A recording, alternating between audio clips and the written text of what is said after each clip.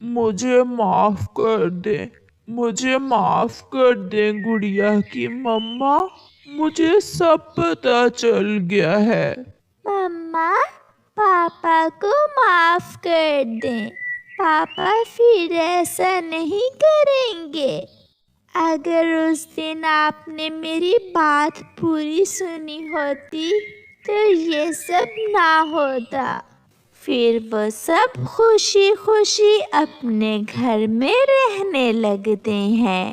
प्यारे दोस्तों, इस कहानी को लाइक, अपने दोस्तों के साथ शेयर और चैनल को सब्सक्राइब करना बिल्कुल मत भूलना। आप मेहनत की है अपनी फसल पर। या इन दिनों मंडी में हरी मिर्चें ज्यादा आ गई हैं। आप ये मिर्चें हम नहीं खरीद सकते। हरी मिर्च खरीदने को तैयार न था। भैया, ज्यादा दाम में नहीं तो थोड़े दाम में ही मेरी हरी मिर्चें रख ले। मैंने बहुत मेहनत की है अपनी फसल पर। या इन दिनों मंडी में हरी मिर्चें ज्यादा आ गई हैं। आप ये मिर्चें हम नहीं खरीद सकते। हाँ, अगर मुफ्त में यहाँ रखनी है तो रख जाओ। ये सुनकर तो चिड़िया बहुत ही ज्यादा परेशान हो जाती है। मैंने बहुत से पक्षियों से उधार लेकर ये हरी मिर्चों की फसल लगाई थी। अब मैं उन पक्षियों के पैसे कैसे वापस करूंगी? रिया, तुम्हारी ये हरी मिर्चें ऐसे तो हरगिज नहीं बिकेंगी। तुम कुछ और तरकीब ढूंढ लो इनको बेचने की। चिड़िया निराश होकर सारी हरी मिर्चें ले।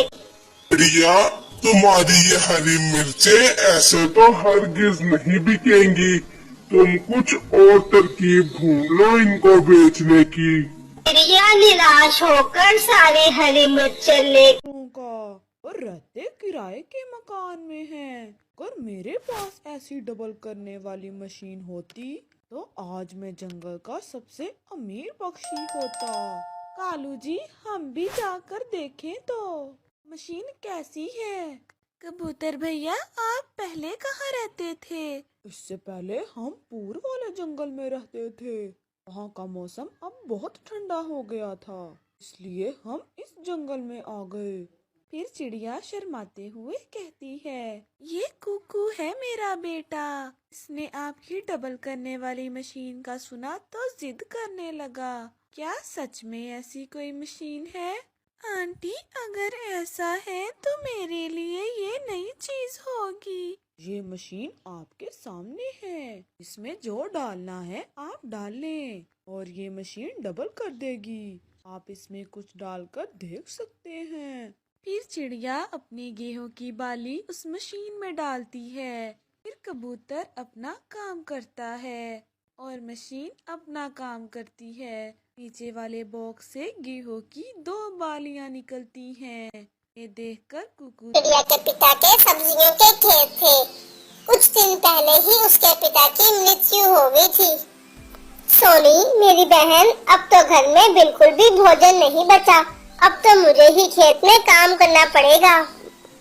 मानो दीदी, मैं भी आपके साथ खेत में काम करूंगी। हम दोनों मिलकर खेत को और भी हरा भरा कर देंगे। नहीं सोनी, तुम घर रहो और अपना ख्याल रखना। ये तुम्हारे खेलने कूदने की उम्र है, काम करने की नहीं। खेत में मैं अकेले ही काम कर लूंगी सारा। फिर मानो चिड़िया अपने पिताजी के खेत में चली जाती है।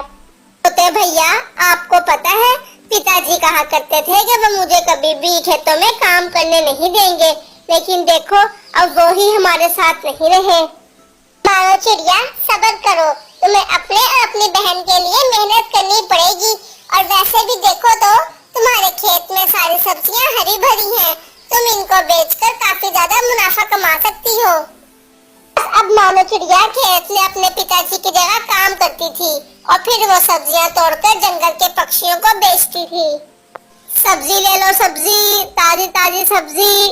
आ जाओ पक्षियों, सब्जी ले लो। कौवा भी उसी जंगल में रहता था। लेकिन कालू कौवे के खेत की सब्जियां तो काफी छोटी और बिल्कुल भी ताजी नहीं होती थी, जिस कारण जंगल का कोई भी पक्षी कालू कौवे से सब्जी नहीं खरीदता था। अभी जब कुछ दिनों के लिए मानो चिड़िया के पिता की मौत की वजह से चिड़िया ने अपनी दुकान नहीं खोली थी, तो ये जंगल के सारे पक्षी मुझसे ही सब्जियां खरीद रहे थे और मेरा कितना ज्यादा मुनाफा हो रहा था। लेकिन मानो चिड़िया ने फिर से अपनी दुकान खोलकर और मेरी किस्मत पर दोनों पर ताला लगा दिया है दोबारा से। काफी दिन गुजर जाते हैं। मानो चिड़िया दिन रात अपनी फसल की देखभाल करती है। इस कारण मानो चिड़िया काफी ज्यादा बीमार हो गई थी और मानो चिड़िया का बुखार तो उतरने का नाम ही नहीं ले रहा था। दीदी, मैंने उल्लू वैद को बुलाया है, बस वो आते ही होंगे, फिर देखना उनके आते ही या बिल्कुल ठीक हो जाओगी। कुछ देर में वहाँ उल्लू वैद जी भी आ जाते हैं और वो मानो चिड़िया को देखते हैं। सोनी चिड़िया, तुम्हारी बहन की तबीयत तो बहुत ज्यादा खराब हो गई है। इन्होंने दिन रात अपने खेत में मेहनत की, जिस कारण इनको काफी ज्यादा कमजोरी हो गई है। और अब मैं तो कहता हूँ कि आपको कुछ दिनों के लिए अपने खेतों में काम नहीं करना चाहिए। हाय रे उल्लू वैद जी, अगर मैं अपने खेतों में काम नहीं करूँगी तो हमारा घर कैसे चलेगा? दीदी, अब आपकी बहन बड़ी हो गई है,